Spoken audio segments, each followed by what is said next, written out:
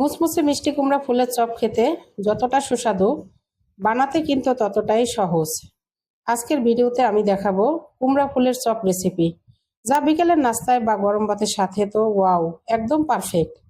আসসালামু আলাইকুম, রুকসানার রান্নার গল্পে সবাইকে স্বাগত। তো চলুন শুরু করা যাক।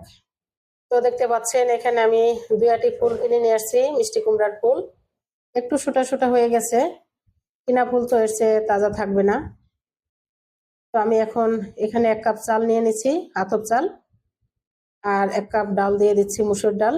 এখন পর্যাপ্ত পানি দিয়ে ভিজিয়ে রাখবো 10 মিনিটের জন্য। তো আমার ভিজানো শেষ, এখন আমি ধুয়ে পরিষ্কার করে নিয়ে আসছি। এখানে আছে কিছু রসুন আর 2টা পেঁয়াজ, আর কাঁচা পাকা কাঁচামরিচ আছে 15-16টা। এখন আমি মিক্সারে ব্লেন্ডার করে নিব। কাঁচামরিচ রসুনগুলো দিয়ে দিচ্ছি, সাথে কিছু চালও দিয়ে দিচ্ছি। তো আমার মিক্সারে ব্লেন্ডার করা শেষ। 2 রকম দেখাচ্ছে, তার কারণ কাঁচামরিচ মিশানো আছে একটা। এখন আমি একে একে সব মশলা দিয়ে দেব। 1 চা চামচ দিয়ে দিচ্ছি লবণ, আর 1 টেবিল চামচ দিচ্ছি কর্নফ্লাওয়ার, 1 চা চামচ ধনিয়ার গুঁড়া, 1 চা চামচ মরিচের গুঁড়া, আমি যেহেতু কাঁচামরিচ দিয়েছি, আর 1 চা চামচ হলুদের গুঁড়া। এখন আমি পানি দিয়ে মিশিয়ে নেব।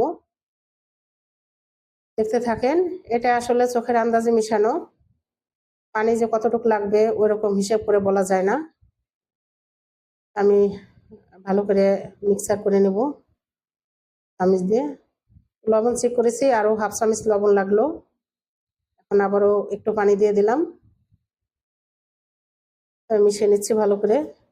এই যে দেখতে পাচ্ছেন আমার হয়ে গেছে। আমি এরকম রাখছি গ্রেভিটা, এরকম রাখলে আসলে ফুলটা ভাজলে তখন অনেক মচমচে হয়, ক্রিসপি হয়। এখন পর্যাপ্ত তেল দিয়ে দিচ্ছি চুলায়, কড়াইতে। গরম হয়ে গেছে, এখন আমি ফুল দিয়ে দিচ্ছি। ডাটা সহ রেখেছি দেখার সৌন্দর্যের জন্য। তো আপনারা আমার ভিডিওটি ভালো লাগলে এভাবে ট্রাই করে দেখতে পারেন একবার, এতে কিন্তু অনেক সুস্বাদু।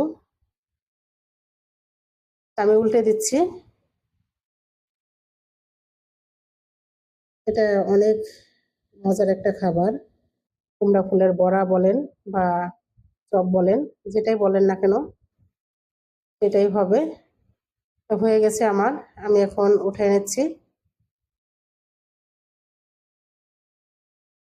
আমি আবারও দিয়ে দিচ্ছি একে একে কয়েকটা, এইভাবে সব ফুলগুলো ভেজে নেব আমি, চপগুলো। তো দেখতে থাকেন, আমি ভেজে নিয়ে আসবো। তো হয়ে গেছে আমার। এভাবে আপনারা ট্রাই করে দেখতে পারেন, গরম ভাতের সাথে তো খেতে খুবই মজা লাগে। তো আমার ভিডিওটি যদি ভালো লাগে লাইক, কমেন্ট, শেয়ার আর অবশ্যই সাবস্ক্রাইব করতে ভুলবেন না।